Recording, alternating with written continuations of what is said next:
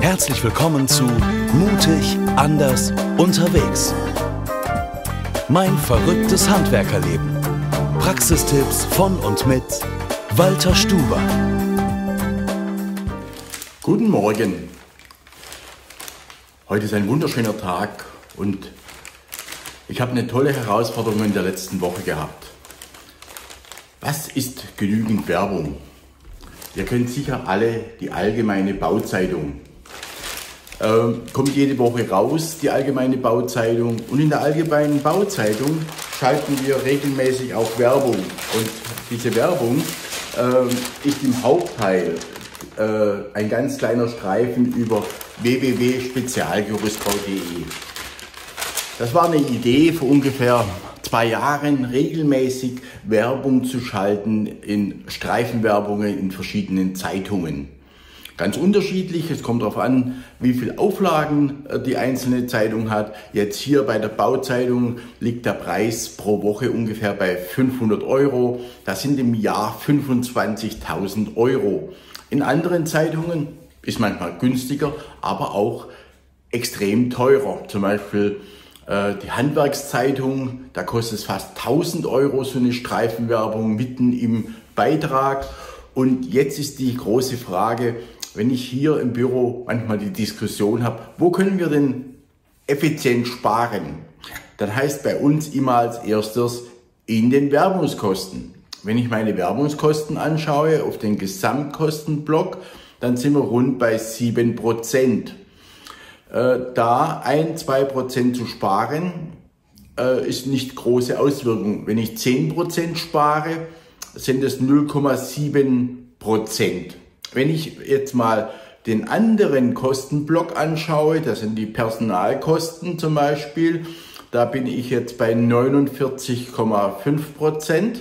Da 10% sparen sind gleich 4,9%. Wäre noch viel einfacher, dort zu sparen. Aber keiner der Mitarbeiter sagt, wir müssten der Überlegung nachgehen, besser zu verkaufen. Wenn wir nämlich hergehen würden und würden 10% besser verkaufen zu den 100%, hätten wir 110%. Dann wäre der Anteil wieder der Werbung nicht 7,2%, sondern nur noch 6%. Also hätten wir einen Effekt, einen größeren. Zum anderen hätten wir natürlich auch bei den Personalkosten keine 49%, sondern vielleicht nur noch 44%. Also der Spareffekt wäre effektiv viel größer. Also das ist natürlich eine Rechenweise, wo man mal interessant anschauen kann. Jetzt in der Krise oder in der zukünftigen Krise, was jetzt die Bauwirtschaft bekommen soll, Wegbruch der Einfamilienhäuser, 50-70% in Deutschland, also neues Bauen, Sanierungen werden zurückgestellt in der öffentlichen Hand, haben wir dann einen massiven Wegbruch und dann der Umsätze, die brechen ein in vielen Unternehmen und viele Unternehmen konzentrieren sich dann alleine nur noch auf, wo kann ich sparen. Ich habe vor 1998 eine Firma geleitet, da haben wir eins gemacht, das war auch so, ein Einbruch in der Bauwirtschaft. Wir haben gesagt, okay, wir verzichten auf 10% der Löhne. Was glauben Sie, was dabei passiert ist? Ganz einfach, die Moral der Mitarbeiter ist so stark gesunken, dass wir einen Einbruch in den Gesamtleistungen von über 15% hatten. Also, es hat keinen Spaß mehr gemacht. Jetzt, wenn ich an die Kosten gehe in den einzelnen Bereichen, da 1% weg, dort 1% weg und die Betriebskosten insgesamt anschaue und da 4-5% spare, dann ist es wieder ein Effekt, wo ich den Mitarbeitern irgendwas Liebgewonnenes wegnehme. Da haben wir eine Zeitschrift, die wird weggenommen, die wird gekündigt, der Obstkorb wird gekündigt. Also es wird alles Liebgewordenes wird weggenommen, die Weihnachtsfeier fällt aus, weil wir müssen ja sparen. Aber die Überlegung nachzugehen, ich schule meine Mitarbeiter intensiv im Verkaufen, im Vertrieb. Ich baue mir einen Vertrieb auf. im Hause des Handwerkers, ich verkaufe besser, über das wird nicht nachgedacht.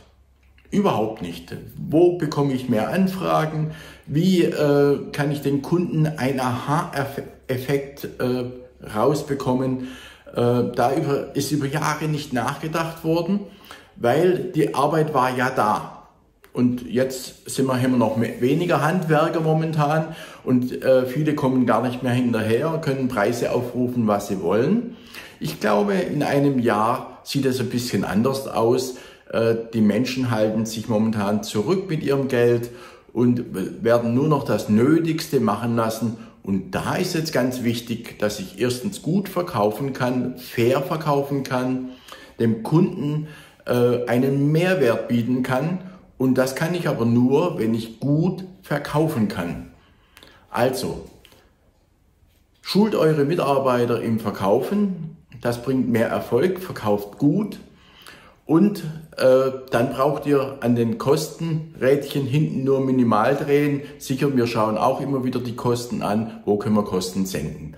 Ich wünsche euch ein wunderbares Wochenende. Euer Walter Stuber. Das war Mutig, anders, unterwegs. Mein verrücktes Handwerkerleben. Praxistipps von und mit Walter Stuber. Mehr über den Gerüstbauer und sein Unternehmen erfahren Sie auf www.walter-stuber.de.